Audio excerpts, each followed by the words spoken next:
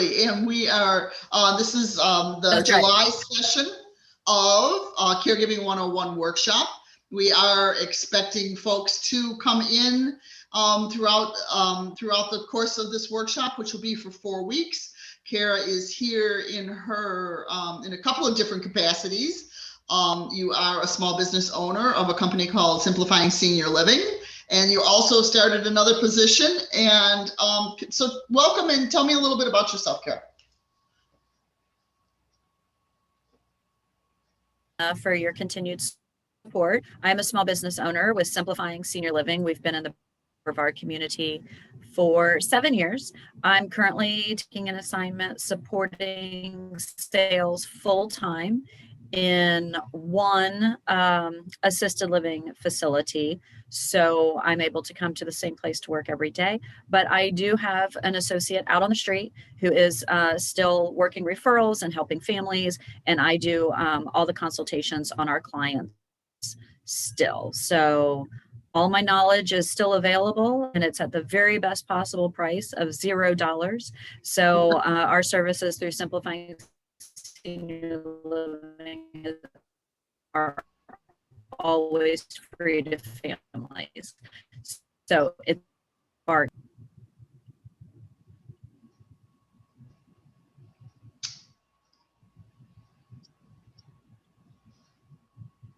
uh-oh. We might be frozen. Are you frozen? Yeah, a little bit. Now you come back in. So services are free to families? Okay. Absolutely. Services are always free to families. As a full disclosure, as I always do to families, we do get paid by the facilities that we're contracted with. I do not limit options to only those that we have contracts. I let every family know what the best possible options are for their senior. And if we happen to be under contract with that facility, that's great. If not, that's just the price of business. Sometimes we want to be sure everybody gets to the right fit and the right environment. That's great to know. So today you're here, we're here to have a conversation. It's just, just getting used to the idea, just caregiving 101, the idea of now I'm a new caregiver. And what does that mean? And what does that look like? And many times I think it comes down to sort of figuring out, you've got someone you love, a family member, a spouse, or a parent, or a sibling, or someone that you now have to make a decision as to how you're going to be able to keep them safe and keep them healthy.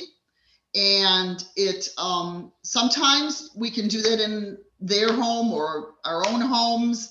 And sometimes we have to look to being able to seek out a different home for them. And so the first section of our Caregiving 101 workshop is sort of like understanding what does that world look like. So Kara, I'd love it if you could give a description sort of the differences between independent living and assisted living and memory care and long-term care and rehab. There's a lot of different acronyms. If you could go through those things, that would be great. Certainly. How many hours do I have? No, I'm just kidding. I'll do it very, very quickly. There's a lot of different living options. And of course, it starts with probably the most expensive option, which is staying in your home. You can retain private caregivers to come into your home and provide the services that you need, the care, whether it's hands-on activities of daily living assistance, maybe it's companionship or housekeeping, meal preparation. You can certainly obtain those services in your home, and they're typically paid for on an hourly basis. Your next step would be to seek maybe independent living or possibly assisted living, and that is based on budget. Most of the time, community that's the best fit for you. While most assisted living facilities provide similar services, they all provide assistance with medications, bathing, grooming, dressing, those type assistance. Sometimes it's the physical building that makes the difference for families, whether or not you want a pool, whether or not you want a gym, the different amenities, also the feel. Maybe your loved one doesn't like elevators. They might want to only look at communities that are one floor or offer first floor apartment options. Also within the realm of assisted living are residential homes that could be in the neighborhood that you live in, where it's 5 or 6 senior adults living together under one roof and receiving services like meal preparation, laundry, housekeeping, and some hands-on care assistance. I did kind of slide by the independent living piece. Independent living is simply that. It's more of an independent lifestyle where while you can maybe take care of your own care needs, maybe you just want a little bit more station opportunities, meals prepared for you, organized activities and exercise programs that are available for you. It's a little bit more of a supervised lifestyle than living in your own home. And sometimes that makes people comfortable, more comfortable. In independent living, you can have the dependents, and somebody can immediately respond if you are having a health crisis or concern. So independent living is just that next step between being at home and assisted living, really. And the pricing varies. It goes from, in this area, we have independent apartments with housing that is sliding scale, and then it just goes up from there. It really depends on the lifestyle you're looking for, the amenities, and the costs associated with those choices. And then last is skilled nursing. Skilled nursing is what we've traditionally referred to as a nursing home. Skilled nursing now is primarily for a short-term rehabilitation stay. There are some long-term options for skilled nursing where individuals who are on our state managed Medicaid program or are just heavy and chronic care levels that require 24-hour nursing supervision. Those folks, like somebody who is on a feeding tube, a continuous feeding tube, or forced oxygen, those kind of real medical and clinical needs would be at a nursing home or a skilled nursing facility. So next step from that would really be kind of the hospital. But for end of life, non-curative and palliative care would be hospice. And hospice is available in any senior's home, whether that home is their residential house where they live, whether it's independent living, assisted living, or skilled nursing. Hospice is available as an additional support service, no matter where the individual lives, that requires and is admitted to those services. Yeah. My dad So is was that at, the short and skinny of it? that's the Reader's Digest version. Yeah, I have to my shout out to hospice care. My father was on hospice care for over 2 years. One of the things that sometimes I wonder people maybe have an updated version of what hospice can be. And it really, my vision of hospice was from years ago when it was, the last kind of, in the last few days, you brought in hospice to keep you comfortable. And my dad was on hospice for over 2 years, and there's a lot of studies out there now that show that folks that are on hospice actually do better and sometimes even live longer, more comfortably with hospice in place. So if folks have got some things going on, or if hospice gets suggested, I would just say don't close your mind to it. Don't turn it away without thinking about it. Correct. And if you've had a hospice experience, you say, oh, I've already seen that movie, I would encourage you to go to the sequel, because the entire storyline has changed when it comes to hospice. And it really is an amazing support service, not just for the individual who requires the hospice services, but the families and the caregivers who are supporting that individual through end of life. And end of life can be anywhere from, like you said, it can be that 6-month window to who knows, but they're providing the support services that the individual and their family needs to kind of navigate that end of life care and consequences. Yeah. So one of the things that I wanted to just talk with you about a little bit, Carol, was, if somebody's looking for a facility, let's just pick kind of a middle of the road thing, and an assisted living facility. Mom really needs somebody with her. She's just, a little bit of hands-on care, not a lot, certainly medication management and somebody to help with some and care. But other than that, can kind of get around a little bit. What are some things that I should be looking for? Can you give me an idea, in your professional, if it was your mom, what things would you look for? I mean, you spoke about the amenities and the facility and that sort of thing, but what separates out the facilities as far as, just on a professional level that make it something like, yeah, I need to look at, are there, are there websites I could check to see whether or not there have been, what kind of critical review? I mean, I will check out Yelp before I go to a new restaurant. Is there anything like that for facilities? Right. Excellent question. And so many questions within that question. So the first thing is I also always recommend to families, look before you're in crisis, right? You need to know what you're looking for, what the immediate needs are, what the concerns are for the future. And part of that being aware and prepared is not only doing the research on the facilities themselves, but is understanding your budget, understanding what financial means you have to put towards care, because it can be a bit of a sticker shock. I still talk to families that say, well, how much of this does Medicare cover? And I said, Medicare doesn't cover any of it. And they say, oh, well, we'll just get on Medicaid.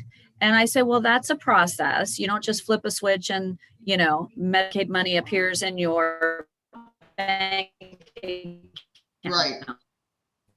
That's a whole process that you have to apply for, which could take the longest period of time. But when you're looking for a different assisted living facility, I always encourage families, utilize a service like Simplifying Senior Living, even if it's not mine. There are other local agencies that help by narrowing down the options. I mean, I have so many families that call, and they're so frustrated because they call facility after facility, and either there's no beds available or they can't afford it, and they just don't know where to look, because all they're doing is calling places that either have those big box budgets to market on the internet, and so they saw the ads, or driving through town, they saw the big box buildings and saw the name on it and then called. Those tend to be more expensive. When you've got big marketing budgets, big buildings, they are more expensive. But I don't want the families to become discouraged, because your budget is what it is, but there is senior housing that can be available if you're willing to put in the time and the applications, and be ahead of the game, particularly for those who want to reside in one of the senior living income rent. You have to prepare ahead for that, because those places tend to have very long waiting lists. So affordable housing is challenging. It's challenging in most areas, and it's certainly challenging here. So having an advocate in your corner that's kind of going through what you can afford, what benefits are available to you, and making sure that you have a budget that's workable. And once you get that budget, I always tell families, they'll say, oh, we'll spend $4,000. And I say, okay, so we're going to look around $3,000 to $3,500. Well, you don't want to start at $4,000, because day one is going to be the least expensive day of assisted living, because your costs only go up based on your care. You're going to get higher. You need to prepare for some flexibility and costs as well, and they rarely go down. They typically go up.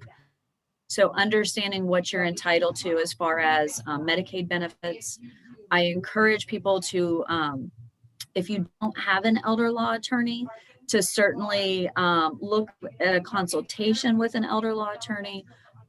Is the individual a veteran or the spouse of a veteran? Could they potentially be entitled to VA benefits, like the aid and attendance benefit for care that assists with costs? So to kind of go back, I think I'm circling around to answer all your questions from the very beginning, is that preparation is key. and understanding what your resources are in order to find the answers to those questions. Because I assure you, we're a very senior rich community. There are resources for everything pertaining to seniors here. Somebody has done it before, and somebody is happy to help you walk through it. So there's nobody that needs to go through it alone. There's folks at Aging Matters who have plenty of experience. There's Allie, who's usually with us, who has a wealth of knowledge and experience. There's lots of folks who've been through it before. So not only being prepared, but part of that preparedness is, as you've heard me say before, Beth, is really packing your circle of concern, is making sure that you have people surrounding you and in your circle who you can lean on and rely on and ask questions when the time comes. So again, there was the short answer. Since it's just me, I guess I can do all the talking. No, that's okay. It's okay. Yeah, I agree, Kara. I love when you start to talk. We've done this a couple of times, Kara and I, and Allie usually joins us, and but she's coming back from a wonderful vacation and with her family in Massachusetts, so she can't make it today. But when you're talking about your circle of concern, I think when you start to get in, the individual and the people around them, and the importance of keeping everybody on the same page and making sure that you've got all of your kind of everybody wrapped around folks, that makes for a stronger base. I like to think of it as sort of, Linus wrapping the blanket around the tree at Christmas time. If people remember Charlie Brown Christmas, and how much better the tree stood up once the blanket got wrapped around. So that's sort of my visual in my head. So thank you very much for that great explanation as to for what people should do if they're looking for to put their person in have a new living situation. The second half of what we've talked about, what we generally talk about in this, is for folks that maybe want to give it a try to see about keeping their loved ones in their home for a while. And sometimes that's sort of the default position because you don't have something that's in your budget, or you don't have something that's, there might be a waiting list, or where you want to put them isn't available right now because of space or finances or what. So yeah, you know what? We're going to be taking care of mom in her home. We're going to have to bring services in. I know that in all of these situations, long-term care insurance can help. So it's important that people maybe take a look at and dig down a little deep into whether or not somebody might have long-term care insurance. There are some people who signed up for long-term care insurance literally 20 or 30 years ago when it first started coming out around.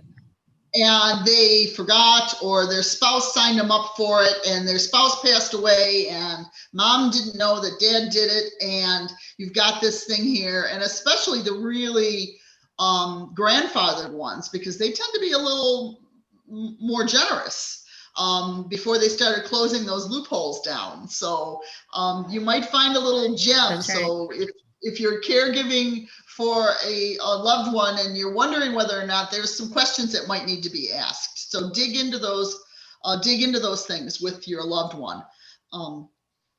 You're right, Medicaid. And definitely, Beth, before somebody passes away, have those conversations. Because if dad was the one who paid all the bills and he's been paying long-term care insurance, and then he passes away and mom doesn't know there was a long-term care insurance policy and kids don't know, that policy is going to lapse due to non-payment, and every payment that went in for years and years and years is going to be lost. So it's so important to have these conversations while your historian is still with you.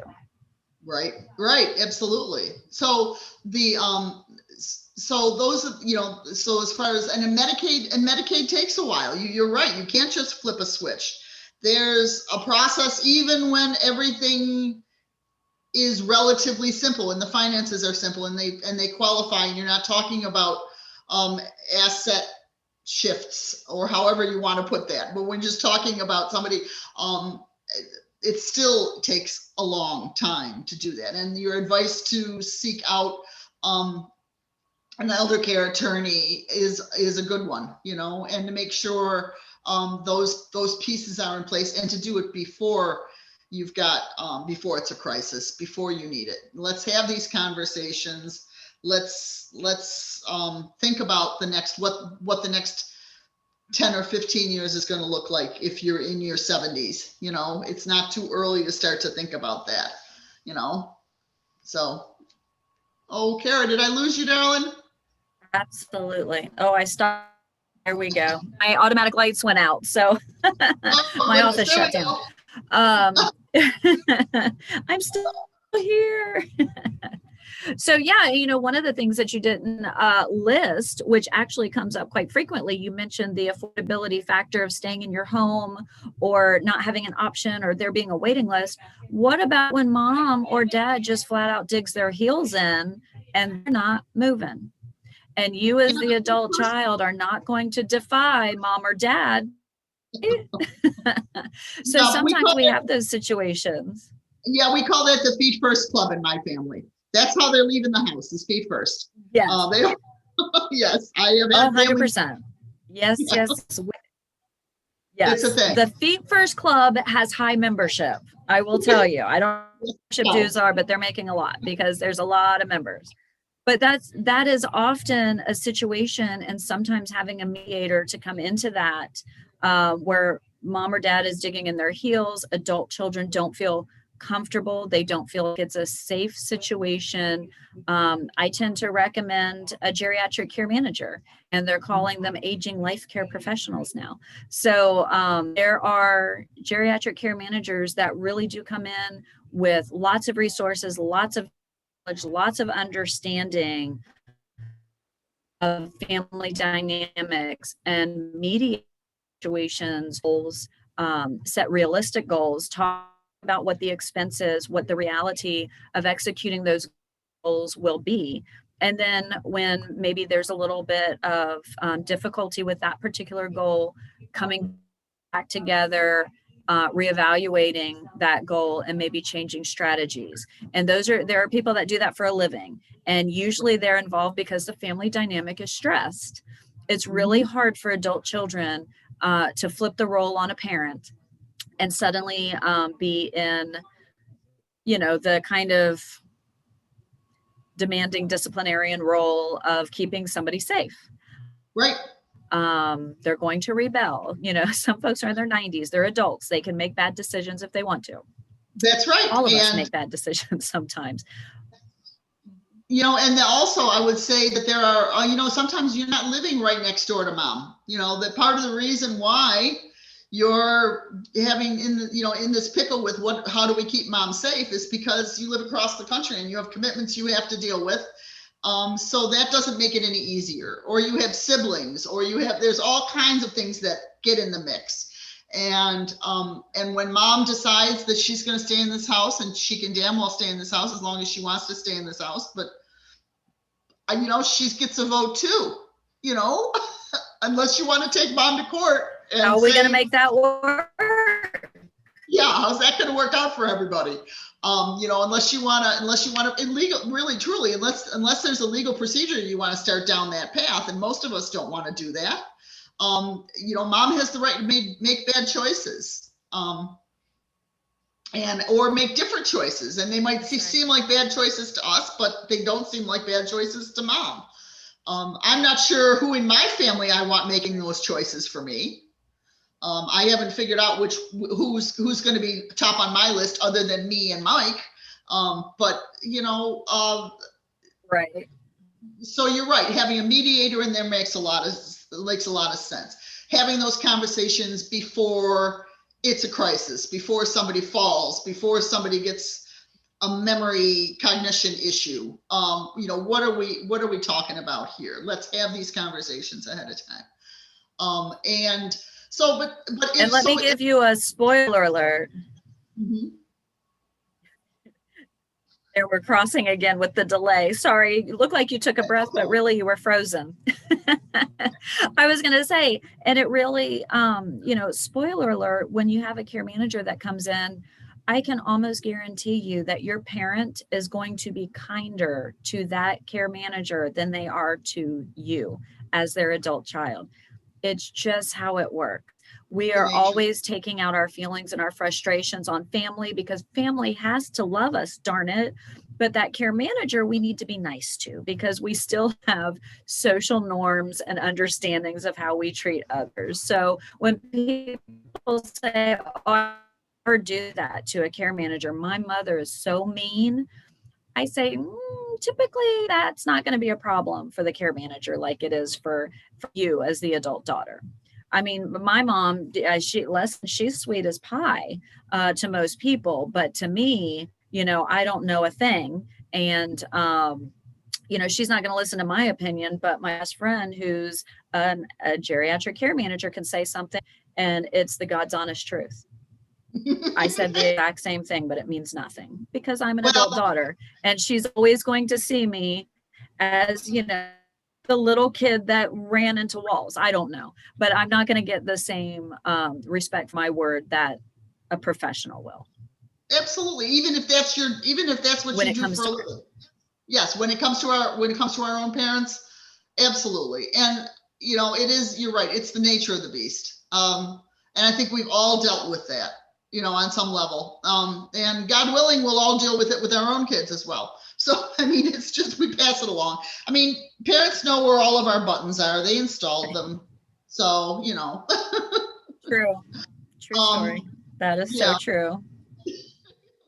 So but if we decide that we're going to, if let's circle back around just quickly. So if people who are thinking maybe they're going to have somebody stay in their own homes, you're right. You can do an in-home. There's several different folks that can come in, from 24-hour care with a registered nurse, doesn't matter, or a team of registered nurses. Let's bring in home care services. Money's no object. We have, 8 digits in the bank for mom, and she's great. We're doing fine. Or to, we've got not much, and not much. And how do we, so, and the services that can be in place, many of them are the more expensive ones. You don't necessarily have to worry about a waiting list if you've got the money. They'll send somebody in right away. But if you have to look at governmental help, short-term programs such as what Aging Matters does provide, to give a few hours of help here and there, there's typically wait lists for those governmental help. And very often that's not going to be 8 hours a day. It's going to be maybe a few hours a week. But there are differences between hands-on care, homemaking care, respite care, and each of those people that are qualified to do those things, those organizations, there's different levels of certification, different levels of licensing, and different training that's involved. So my suggestion, frankly, I'm going to plug myself, is to get a hold of Kara, but get a hold of Aging Matters in Brevard. Call me at the Absolutely. Sunflower House, and I can make it all. And we've got folks that can sit down and talk about specifically what folks might need to be able to either have somebody come into mom's home or to help me when I bring mom into my home. Next week's program will specifically speak to those choices and those issues, in addition to having folks come in to help with hands-on care or medication management or just companionship. There's also the whole topic of home modification. How do I get mom's home so that it's safe? It's more than just, it might be more than just putting a grab bar in and doing a little threshold. There might be a whole bunch of other stuff that needs to happen. So those are the kinds of things Right. that we'll be talking about next week in the program. And then later on, the third week actually is the third week in our workshop is talking with an elder care attorney. Ruth Rhodes comes in, and we have Mac Cannon from Dignity Memorial who comes in to talk about making pre-planning funeral arrangements. So Ruth is there to talk about choices and estate planning, and also getting our documents in a row. And then the fourth week is taking care of ourselves, because halos are heavy. But I think that, there's also the thing that we need to look at, and I mean, circling way back around, is that caregiving for somebody that fell on the golf course and broke their hip is a very different caregiving than somebody who's gotten a diagnosis of cancer. And both of those are very different than somebody who's gotten a diagnosis of Parkinson's with dementia. There's you're talking about a whole different series of commitments for that family that's going to wrap around that person. So those are the kinds of considerations you have to have when you're thinking about next steps. Are we talking about somebody coming down and staying with mom for a few weeks when she gets out of rehab? Or are we talking about being here for several months and tag teaming it while she goes through chemo, but it's a good prognosis? Or are we talking about needing something that's super long-term? And when you're in crisis, when those things, that's a difficult time too. So it's good to have those conversations beforehand, Absolutely. So. Well, absolutely. And I mean, it's, going back to, when you have money to throw at a problem, the problems aren't so big. But when you don't have money to throw at a problem, or if it's not a problem that can be resolved with money, that's a whole different situation. But like you said, there are different situations that occur that we have to plan for. And you have to be very mindful. Are you solving the problem that's in front of you today and not thinking about what's coming down the road? Or are you solving problems today that will help you solve problems down the road? You're not creating more obstacles for yourself. And that's where utilizing professionals, that's where utilizing, legal professionals, financial professionals is so important. There's a lot of really nice people in healthcare, but they're not certified and they're not licensed and they're not regulated in any capacity. And you have to be so careful about whose advice you take and the consequences that they have, if any, for being wrong. So as you said, with different licensures, different certifications, there's different qualifications of people. And your neighbor can be really nice. And your neighbor could have gone through the exact same thing you're going through with your mom. However, they should not be your legal consultant or your financial consultant. Whatever they did can be very different from what it is that you need to do.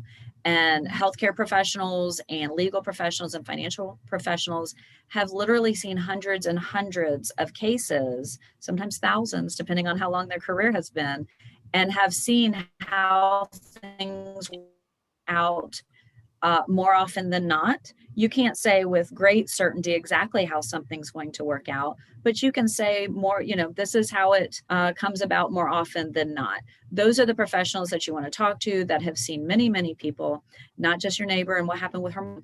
That's a case of one. So we need to be so mindful of who we are seeking input from and relying on for good information that we can trust. There's got to be checks and balances within the system that they operate. And the other thing that I would throw out in this vein is the fact that, having professionals in your corner, it's tough enough to caregive as a daughter or as a spouse or as a sibling, and to do those things, but then to also have to be making, again, let me back it up. To have a professional who can help you suss out those things can free you up to do the things you really want to be able to do as a daughter or as a sibling or as a spouse, to be able to caregive and sit and reminisce and interact with and have that time that's so precious, rather than spending it for hours on a phone saying, hey, listen, tell me, explain to me this and that, and to try to slog through all this stuff. It can free up us to do what, at the end of the day, at the other end of this, we're going to realize is really the more important things.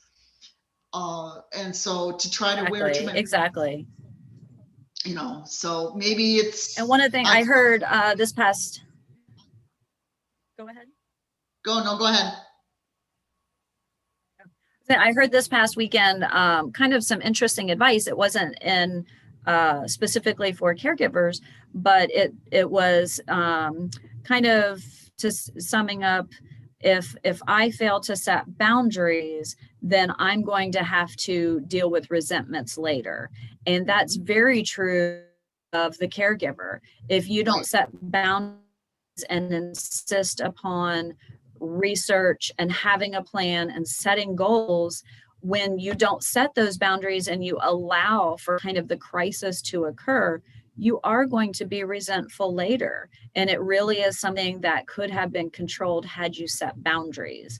And while that's so hard to hear, and it's really hard to process, and it's hard to internalize how, I can't possibly make my mom have boundaries. We have when we're having a hard enough time as an adult, being an adult and taking care of our own family and taking care of our own spouse. And, heaven forbid, we have health issues of our own. And now we're called upon to take care of a parent who you didn't have any established boundaries with to begin with. So it becomes very challenging, and we're all very human.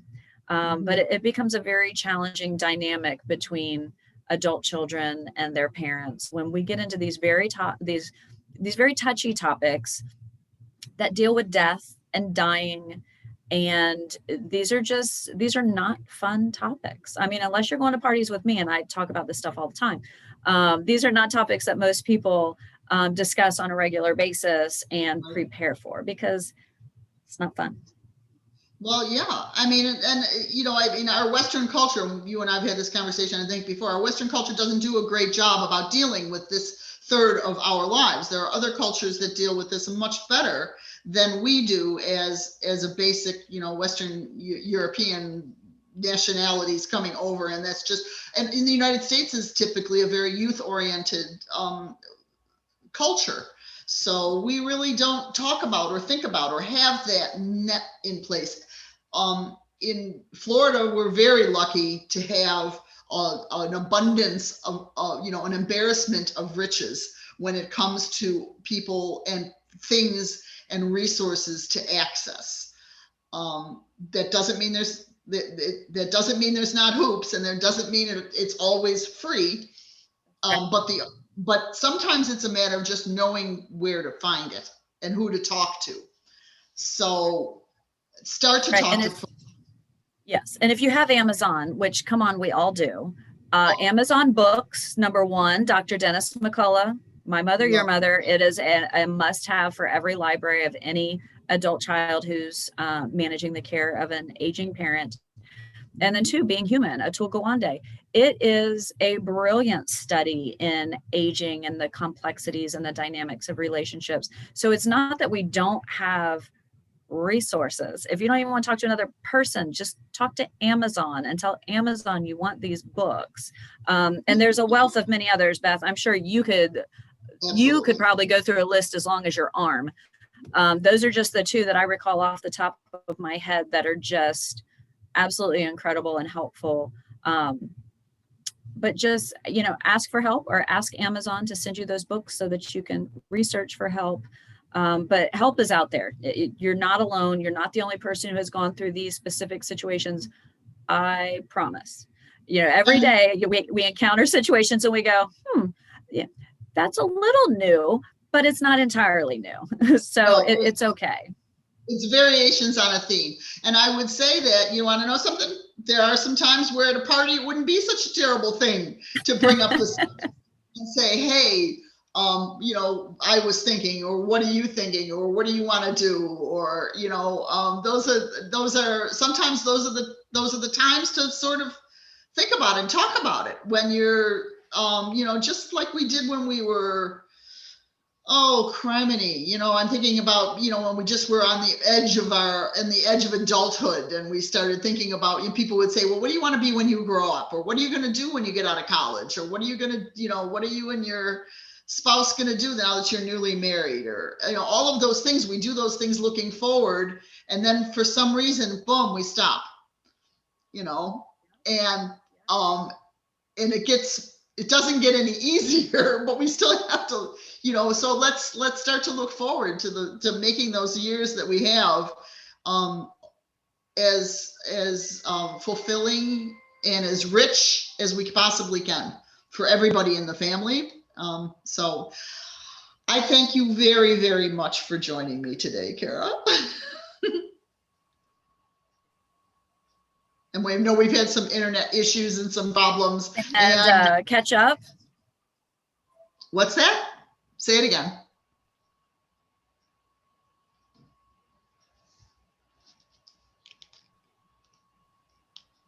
I didn't say anything. Okay. So anyways, Am I moving? Okay. There you are. So thank you very much, Kara, for joining me today. And I know it was a little broken. I apologize for the connectivity issues. I'm not sure if it's Elsa that's problem, but we'll figure it out. I'm hoping that Kara and your organization, we can come in to Sunflower House now that we're reopening. By the time everybody sees this, we will have programming available. We're on Merritt Square Mall in Merritt Island. I look forward to people talking to me coming in next week for adjusting to a new normal. Thanks very much, Kara. Okay. Go into the Sunflower House.